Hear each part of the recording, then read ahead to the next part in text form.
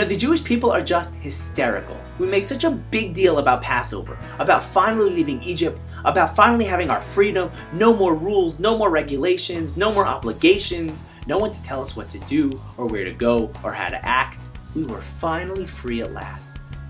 And then, believe it or not, 7 weeks later, there we are standing at Sinai, us and God.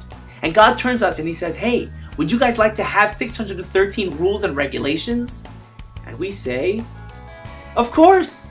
Who wouldn't want to have 613 rules and regulations? As if we didn't just spend 210 years in slavery? What were we thinking? Why would we take on all of these commandments after we finally got our freedom? The sages teach us that the Jewish people and God stood like a bride and groom under the chuppah when we got the Torah. Just like a marriage.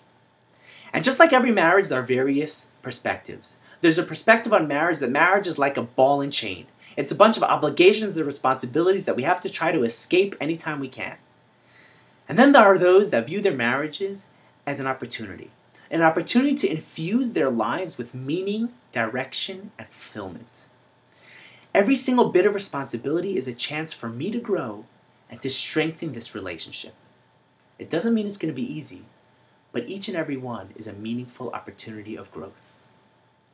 Of course, the Jewish people recognized that this Torah is coming from Hashem, it's coming from God. But perhaps they also looked at themselves, wandering in the desert, and they said, well, we could have the freedom every single day of just hanging out in the desert, doing what we want, when we want. But where's the meaning? Where's the fulfillment? Where's the direction? Maybe we should choose the responsibility. Yes, it's going to mean hard work. But every single bit of that responsibility is meaning, fulfillment, and direction that's going to be added to our lives. In every single one of our marriages, and in every single one of our own relationship with God and the Torah, we can view all of the mitzvahs and all the obligations and all the have-tos as a burden, or we can view them as opportunities to connect and to grow. This Shavuos, let's start looking at our marriages, and let's start looking at our relationship with Hashem and the Torah, and every single one of those mitzvos as an opportunity to infuse our lives with meaning. And remember, just breathe.